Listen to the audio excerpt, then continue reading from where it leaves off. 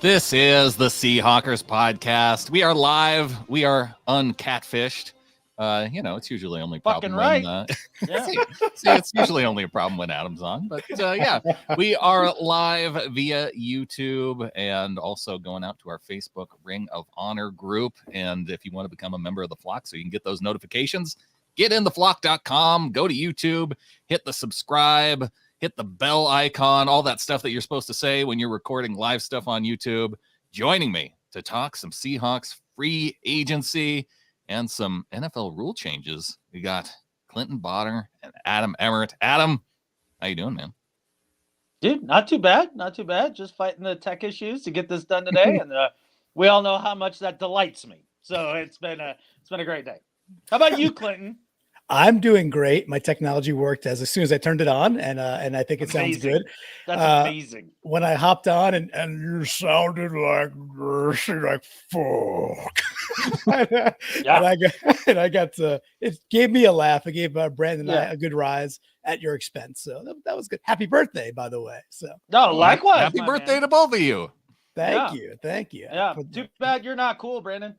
Yeah, I got one coming up. I got a couple weeks. All you old guys. Day.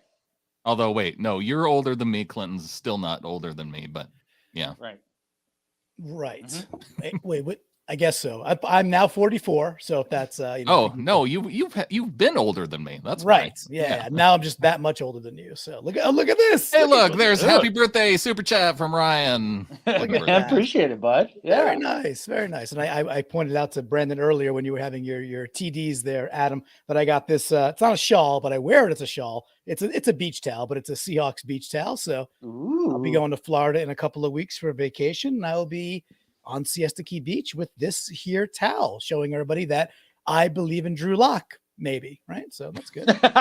Yeah. Well, we did hear from Pete Carroll at his, they're doing their meetings down there somewhere. And it's the owners' meetings. The coaches, they do press conferences. And you know what? I don't think that, I don't think we necessarily have to be all on board the Drew Lock train, because I don't know, the way Pete is talking, he sounded like he's lobbying hard for Geno Smith. So we might be doing some Geno chanting in the stadium once again. How do you guys, if it's between Drew Lock and Geno Smith to start the season, I'm kind of thinking that that's where it's going. How are you feeling about that?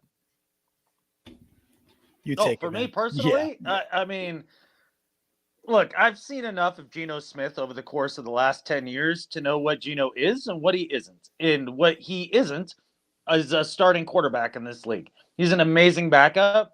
That's great. But he's not a starter. What I've seen from Drew Lock is moments of high-end play and then moments of disaster. And I think he's not a starting quarterback in this league. But there are things that he can do that Geno just really can't. And I think the idea that it's only going to be those two guys, I think, is a fallacy too. If they don't take one of these guys later on in the draft, I'll be very surprised. Okay, well, yeah, if they're taking a guy later in the draft, well, I suppose we didn't think Russell Wilson. Well, I didn't think Russell Wilson was going to start the first season. I thought we were going to get to see Matt Flynn for at least a little bit. It didn't turn out that way, obviously, and I was wrong. But I think maybe DJ is right here saying he's a break glass in case of emergency quarterback, which is kind of what you want out of your backup quarterback. It's just that when I look at Drew Lock, when I look at Geno Smith and what he's meant to the team, I look at the leadership qualities of Geno Smith, which has me thinking it would edge him out over Drew Lock. And I don't know. When I hear Pete Carroll talking about, the last we saw Geno, it was at the Jacksonville game. Pete, that was the Jacksonville game, man. You're playing Jacksonville. Yeah, and Jacksonville was not a very good team, although they still somehow beat the Bills. I know we're going to talk about NFL rule changes a little bit today, which is kind of the centerpiece is the Bills, because they can't take care of their own damn business with 13 seconds to go. But I'd like to propose maybe maybe a little rule at this time of year, maybe in the honor of the Academy Awards. And no, it has nothing to do with the slap heard around the world. Maybe just a simple, we don't talk about Geno. No. Like, maybe we don't got to talk about Geno until there's like Bonnie Raitt, something to talk about. He's not even on the team, right? And right now, Drew Lock's our quarterback. So I'm fully in the Adam logic train here of, I don't know what that ceiling looks like, and I'd rather see that ceiling than settling, because that's what it feels like, settling for Geno. So I'm on the, we don't talk about Geno. He's not even a member of this team right now. Clinton, you get my backup quarterback's name out of your fucking mouth. Okay? Yes. That's it. Now go sit back. This was a litmus test to see if the slap heard around the world really was heard around the world and up into the mountains of and it was. So there we go. It's just as stupid in the mountains as it is at the Oscars. Oh man. It's like it happened on Twitter. It certainly was reported on Twitter. And I know how you feel about things that happen on Twitter, right? But this was it happened in real life. Valuable. It's just we only learned about it on Twitter because that's the only way we consume award shows. Because who watches the Oscars? You wait for the good stuff to be on Twitter. I mean, that's just how it goes. Exactly. Well, hey, we did mention the Bills and we did mention the rule change. Do we want to maybe talk about that quick? Get into that little bit of a topic, because we had the NFL come out today. Whoa! Holy! I was gonna say we'll do that, but I think we should thank Carl first, even though he said no thanks necessary. Well, Carl! Holy smokes, bud! That's easily the second best birthday present I got, and the only reason you couldn't top it is because I got to go e-bike riding with my daughter on my birthday, which was a great day. There's no way you could top that, but that was damn close. Thanks, buddy. Carl, I'll just say, as much as I love my towel shawl, I like what you did. Thank you, bud. That's amazing, dude. That is quite nice. So, pardon the we'll take the interruption. We'll take all those interruptions. That's awesome, Carl. And so the NFL owners are together and they ended up voting, I think 29-3 in favor of, okay, in OT, both teams have to touch the ball on offense. And then if you're still tied after the first two possessions, then it goes to sudden death. And it's all in the name of, I don't know, fairness, competition. I'm not sure if those things go together. Adam, you're chuckling. Why don't you take the baton? Oh, okay. It's just hilarious to me because all of the overtime crybaby shit asses are finally getting their way. Oh, Patty Mahomes didn't get the ball once in the postseason. Joshy Washy Allen didn't get the ball this last time. It's not fair. I want the ball and I'm going to go home. Like, it's so ridiculous. The whining about the overtime rules. Like, I heard Peter King talking about this, and this was just infuriating to listen to. Because he's talking about the Chiefs-Bills game from last year. And he's like, well, I mean, the way the rules are and everything, defense just doesn't have a chance. And so that in overtime, it's just not fair. So we got to change the overtime rules. Okay, let's think about that statement for just 1 second. The overtime rules a problem? Or is it the rules that have made this game a quarterback skills challenge and a total offense fest? I mean, the defense is a third of the game. Technically, really more like half the game. Yep. And it should be played, and it is important. If you just want this to be a skills challenge, then let's make it that way. But if you think that the rules in overtime are the problem, you're missing the point. So if it's unfair in overtime, why aren't these rules that make it so offensive-centric, why aren't those rules unfair for the rest of the game? Like, how is that not your argument? How are you not trying to change that? Look, I get it. Balls in the air sell. Quarterbacks sell. But then you end up with a league where every team is held hostage by its quarterback every offseason. And if you don't like the idea of having to pay your quarterback 15,000% of the cap just to be competitive, then you should hate this rule change. You should hate every one of these rule changes that makes all of this just more offensive centric. Let's balance this game out. Defense matters. Special teams matters. It's what makes it fun. If you can't appreciate running and you can't appreciate good tackles and great coverage in, making it hard to score points? Like, instead of Allen and Mahomes putting up 17,000 points in the last 12 seconds of that game, like, then you don't appreciate football. You just want a skills challenge.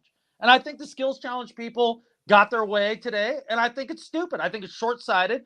I think it makes it so that the players have to play more snaps when their bodies are all wrung out, after the owners, the greedy-ass owners, are already getting an extra game out of all of these guys. Now they're going to get extra play out of them in overtime. And not only that, you think it's going to stop there? They're going to do this in regulation.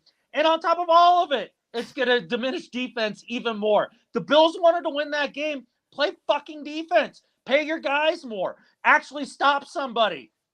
They couldn't do it. Chiefs couldn't either. Like, I'm so tired of it. And I think it's a dumb rule. It's short-sighted. It's going to be bad. One important caveat, though, is that this is just for postseason. So they're not doing it in the regular. Well, for now, I hope I hope it just stays for the postseason, because I think one of the problems is you're going to run into a fairness issue, because in overtime, after two teams, they both score and then the next team scores, then you're going to say, well, why didn't each team get two possessions?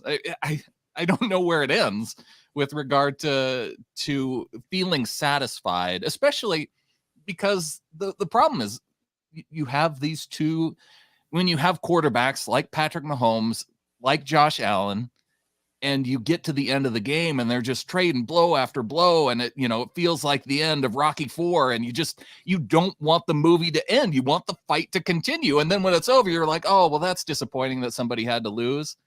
It's still going to happen. It's still going to happen. You're still going to be disappointed that somebody lost in the end. Yeah, I think those, so great, great points across the board. And I think we also have to remember too, it's like they're going off of like, it's knee jerk because the sample size is so freaking small over like, okay, it's 12 years, 12 games, and it happens to be 10-2. But I also think it was like 8 teams won on first possession.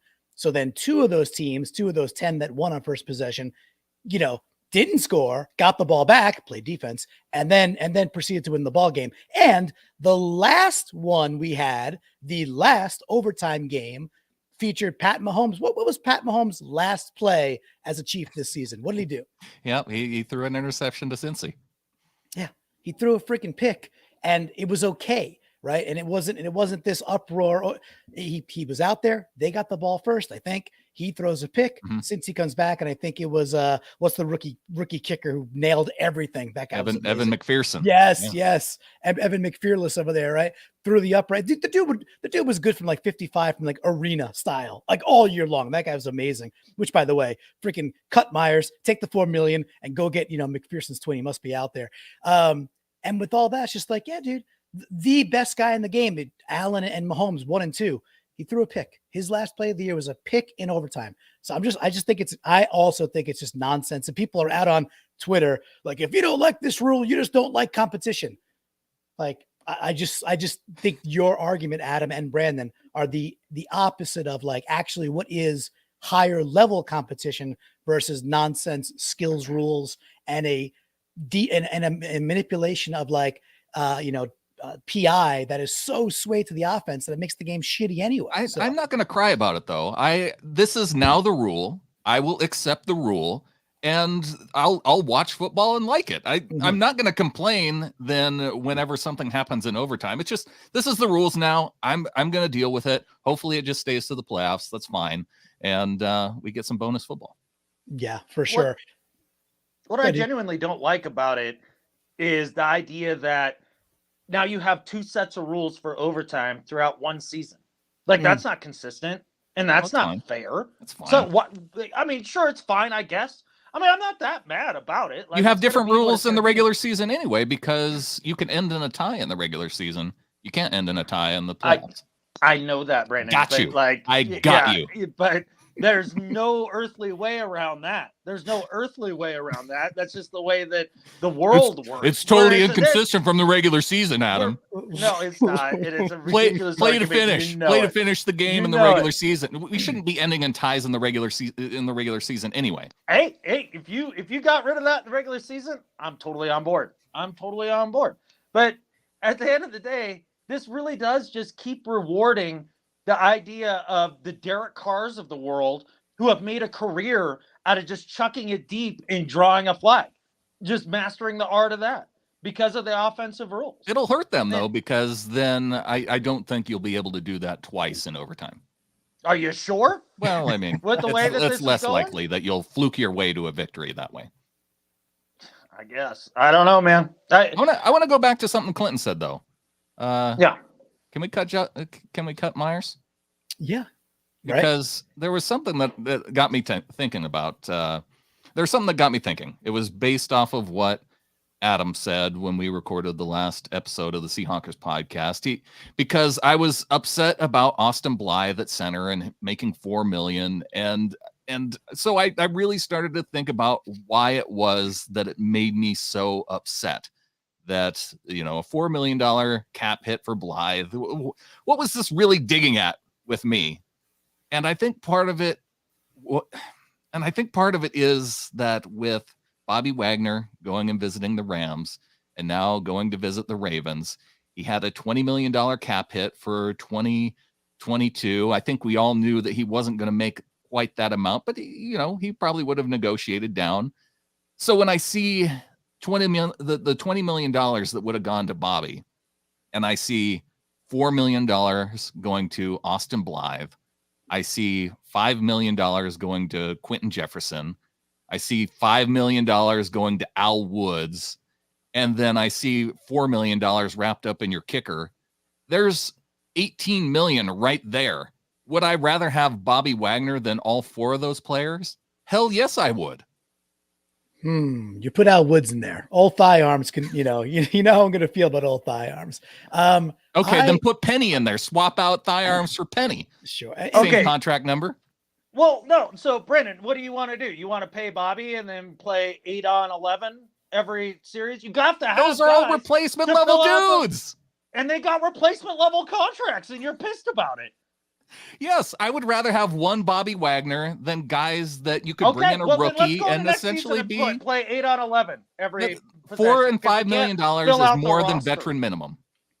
So my take on, I was ready mentally and I think like financially, not that it's not my money. That's for darn sure. However, from a cap perspective, I was actually ready to move on from Bobby. I just was. At the last year and a half of play, still a great player, but just not as fast. And I think the way we want to play, his coverage wasn't very good. And I know it could be a scheme thing, but we get to see Barton out there and he just looked faster.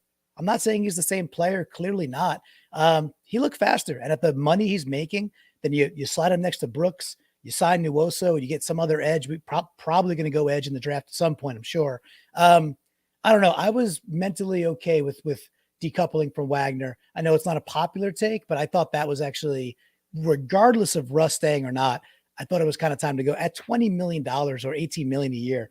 I thought it was time to go. Now, does that mean we spent our money judiciously and $8 million for Disley, which I think is a $4 million cap hit this year, and then $5+ million for Penny when you've got people you could draft in the second and third round that might be the pick of the litter and get them on a running back contract?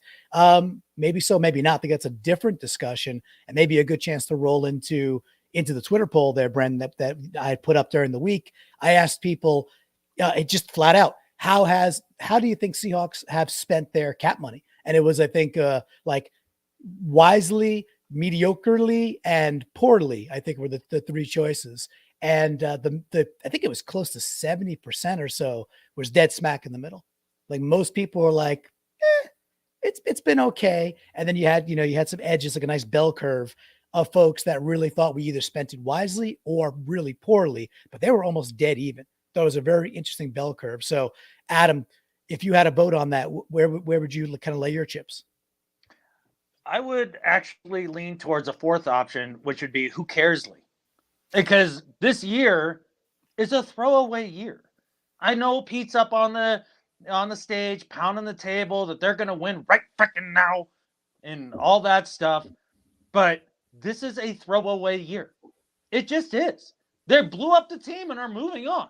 So most of these are one year deals, or at least at the most 2-year deals. So who cares? Who cares? We're going to Exactly. this year. So when I think about guys that I care about, I don't care about Myers. I don't care about Quentin Jefferson. Al Woods is 54. So, I mean, he's the same age as Bobby Wagner's number. And so I guess I don't care about him being on the team either. And yeah, so I would rather have my future Hall of Fame linebacker on the team for another year. Thanks. Especially if there's a threat of him going and wearing a Rams uniform. Yeah, as much as the Rams part is disgusting, hopefully he ends up with the Ravens or somebody else. I did also see that the Rams are offering around 1 year, 11 million, which might be like, by the way, that might be where he comes in at, which would be that much more tougher to swallow to be like, wait, then you can keep Al Woods and I won't be mad about it, but I'll still be could mad about Blythe and Quentin Jefferson. Could we have figured it out if he would have taken less? But I don't think he was going to take less with the Seahawks. The money's due to him.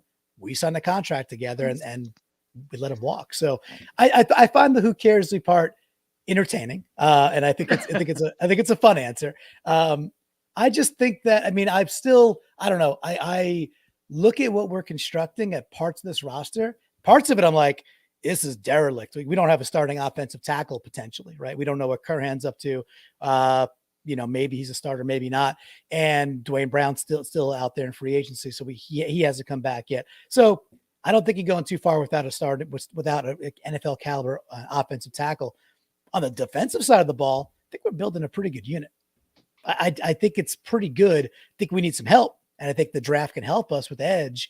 But I think it's a bunch of players. We re-signed Justin Coleman recently. We didn't get a chance to talk about that too much just yet.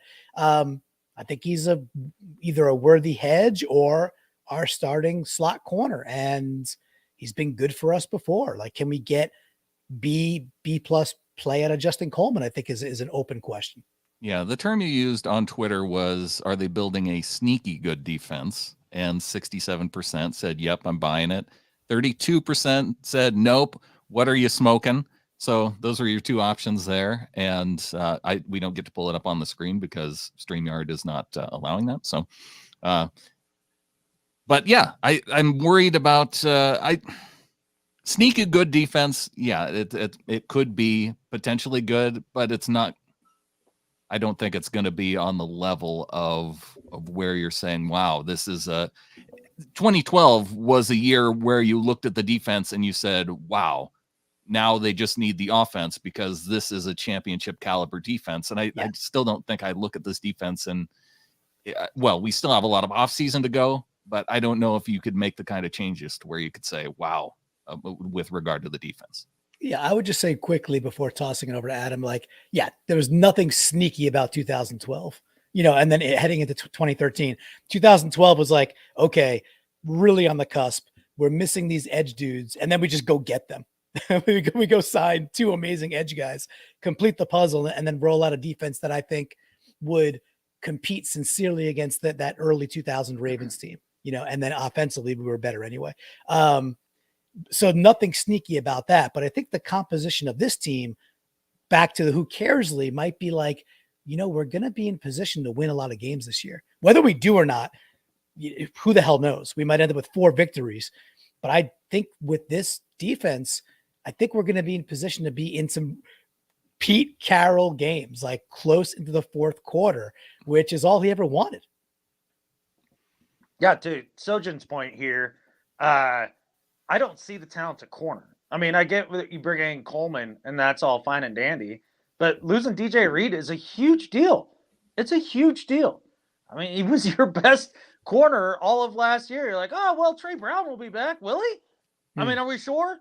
The guy has been... Yes, future Hall of Famer Trey Brown will be back. Why is that a question? Well, hey, I forgot that he had the magic O on the side of his helmet at one point in his life. I don't see it on the back end. I think they still got to figure out what they're doing with Jamal Adams in terms of scheme. And then when you look at the linebacking core, are we really better letting Bobby Wagner go? All right, now I get that maybe that was financially the right move to make, but just his experience and leadership and all that, you can't replace it. And maybe you get 80% of Wags out of Barton for 30% of the price, and maybe that makes sense. That's fine. That's fine. But a guy that I didn't know existed in the league, in Uwosu, just before we traded for him or signed him in free agency, And then bring in Shelby Harris, who Jared's like, he's older, nice player. He's going to knock down a bunch of balls for you. Neat. Like, I don't see the big sneaky upgrades that makes this defense markedly better than the dumpster fire we were subjected to the last 2 years. So I don't see the big change here short of scheme. And if that really does make the difference, then I'm going to be happy. But in terms of personnel to this point, I don't see where this team is, a ton better. Diggs is coming off a massive injury. Like, I don't know. I'm not seeing it. It's banking a lot on Darrell Taylor and Alton Robinson and guys like that, becoming huge guys. Where's Rasheem Green? Where did he end up signing? Like, he's not on the team. Nowhere yet, right? No Yep, news on Green yet. Yeah. So I don't see the massive upgrades here. I don't. Yeah, and Adam, Brandon, love to get your thoughts too. Like, and for me, it's not about. I don't think it's about upgrades. I think it's more about just positionally kind of locked in the front four or front three as it's going to be at times. I think it's solid, like a solid. I'm not saying A+, but solid B rotation. Linebackers, I think that's why I think sneaky good. Yeah. Sneaky good is the right term for it, because it gives all of us optimists like a bar to where you could say, yes, I think this has the potential to be good. How about we settle on sneaky fine? Sneaky fine. I mean, I remember when we signed all of those B+ level players last year on the defensive line, and we're like, well, does 15 B+ players equal 3 A+ players? No.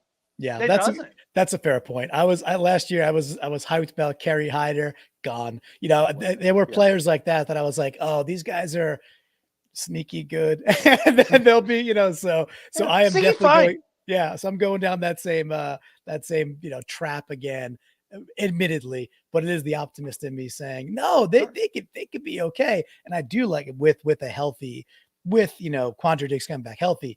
I do think our safety combination is great if we could use Adams in a kind of proactive way. Let's put it that way. So, well, it'll be interesting. And Brandon, so would you, if you had to cast the vote, sneaky good or what are you smoking? Which one for you, Brandan? Two choices. I'm leaning toward the what are you smoking part, and I'm looking over here because I have it pulled up. But I think part of it is my lack of confidence after losing Russ and then allowing Bobby to walk. And I know he met with the Ravens and Rams. I think based on how this has gone for him, I don't see him coming back. I think they made the decision to move on from Bobby, and so he's going to find another team. I think it's a lot like with Sherman. You thought, well, could he maybe come back? I don't think Bobby's coming back, and it kind of bums me out. So I might just be, maybe if you ask me after the draft, after maybe there's some more free agency moves. I don't know. Carlos Dunlap, he's one of those guys that it sounds like he could maybe be back after being cut, and we did see him get cut and then come back last time. I don't know if with the scheme changes, he's not going to be as much of a full-time player. So yeah, it's I'm locked into the idea of rebuilding mode. And as much as Pete says we're winning freaking football games, what they've done with the roster, it just has me leaning toward what my sense is that this is a rebuilding year. And I can be okay with that. And I just have to deal with the coach speak of him hyping up everybody this offseason. I'm going to have to deal with that. Yeah. Speaking of the coach speak, how terrified were you when you heard Pete come out and say, I don't intend on trading DK? Yeah. I think I heard him say that just yeah. I can't. Well, he did come back and say that I can't imagine playing this season without him either. So I feel like he went a little bit farther with DK about wanting to keep him on the roster. Well, the one thing I just don't get the desire. The dude's entering year 4, right? He's got 29 touchdowns in 3 years. He's up there with like all timers in terms of touchdown productivity in 3 years. What world does it make sense to trade those in for scratchers like lottery tickets, even high ones? What, as opposed to, that's a dude you likely can build around from an offensive standpoint. Yes, you need an offensive line also, but seemingly you have a young running back still in Penny. Can he stay healthy? Who the heck knows? Maybe if he does, you have a top tier running back. He's proven that. You have a top tier wide receiver who wants to be here and looks like he really wants to like emerge as a leader, saying all the right things at least. Cool. You have a top tier tight end, talent-wise, with Noah Fant, talent-wise. Can it be, can that transition into a productivity level? Again, he had 68 receptions last year. So the elements are there. So I just don't get the desire of fans to say, yep, it's time to pull the Frank Clark trade again and hope that you could, manifest and get lucky again that a freak athlete like Metcalf falls down where you could trade back up and get him, because it just doesn't happen that way all the time. It doesn't. Seattle's pretty good at it. With that, to take the side of that argument of people saying trade DK, you're looking at it as more of a long-term, out on the horizon, 3-4 years, we're loading up for then. And you're thinking that, okay, if you can get at least a top 15 pick, if the Jets are interested, for instance, and you get a top 15 pick to where you can have him under his rookie contract for 4, maybe 5 years, because you get the extra 5th year with the first round guy. Sure. Then maybe, your idea of you can find a guy like DK and you're on a longer time horizon with, and maybe you're of the mindset that DK is kind of a diva too, because I see that out there as well. Look, I if you're looking for the future, right, you can't look more than 3 to 4 years into the future for any NFL team at any time. That's as far as you can go in the future looking machine and like have any sort of relevance. Like, so if I'm looking the next 3-4 years, I've got stud prime DK Metcalf, who wants to be a leader on my football team, who has a work ethic that is second to none, has an effect in the community that is high level, has ideas of other things he wants to do in his life that Pete is just enamored with. And you got rid of your biggest leader on your team, your 2 biggest leaders on the team over the last offseason here. And then you're going to jettison him for, like you said, a, couple lottery tickets? I don't think so. Now, the one argument that I have heard that does make little sense is, I think Bloomy had said something about the idea of paying a $30 million a year receiver on a run first team. Does that make any sense? And I think that's a little bit what Sojin here is getting at too. I mean, yeah, it's a little bit like driving a Lambo with, a Honda Civic engine. Well, sure. We still need to see what they do in this draft and all that. When it comes to quarterbacks, I've watched a crap ton of Drew Lock over the last week, a crap ton. And I can kind of see what Pete and John are talking about. Adam's warming up to it. If you squint real hard and look at the good things, yeah, then yes, he could live up to his good parts and not the bad parts. Yeah, it's consistency that separates fine players from great players, and that's where he is. I'm with Ryan. I'm inclined to give him a chance. But the one thing that did pop out after watching a crap ton of Drew Lock is Noah Fant's a lot better than I. Yes, thank you. Yeah, when that first went down, you were like, he's okay. I'm like, I don't know, man. Like there are those big ass plays that he breaks where he could turn on his jets or do something real elite athlete special, and very few tight ends can do that. He was like an off the charts combine guy, which I know combine and no shoulder pads, no helmets, but he has translated that. I just think I do buy in at least a little bit. I'm warming to Lock also, in the sense when you hear Drew Lock talk about, hey, I thought I had a pretty good end to my first year, and then the carpet got ripped out and there was COVID, and that was just, he's like, I'm not making excuses, but that wasn't ideal to go learn a new system. I think that's fine and fair. And then it comes year 3, he's in a tug of war with Teddy, and they choose Teddy for one reason or another. He doesn't get the chance to really be out there. Now, maybe he gets he didn't perform as well, and they wanted to go with the safer route, game manager versus, was like point guard versus, shooter, et cetera, et cetera. But I could warm to the idea that in the right scheme, which he said Waldron's is more like what they ran in 2019, maybe the dude could be effective, so, and then back to the point of Metcalf. Yeah, man, lock that dude up.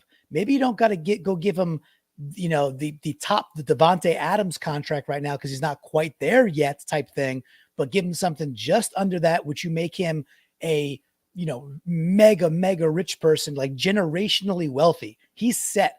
Give him a 4-year contract, generational wealth. You're done, young man. Good for you. And go to battle with, Locke, Fant, Lockett, DK, Penny, maybe Carson, and some amalgamation of a front line. I guess we'll figure that out. And hopefully D. Eskridge. Ooh, you know what it sounds like, Clinton? It sounds like the Seahawks, they might be building a sneaky good offense. Sneaky good offense. Could be. So Larry It has Larry been had a comment. sneaky good show, gentlemen. I really want to thank you for joining live. Thanks for everybody for tuning in. If you want to help support this sneaky good show, you can go to getintheflock.com. And I think Sneaky with fine. that, sneaky fine show. And I think with that, There's only one thing left to say. Go Hawks. Go Hawks. Subscribe on YouTube, folks. Get out there.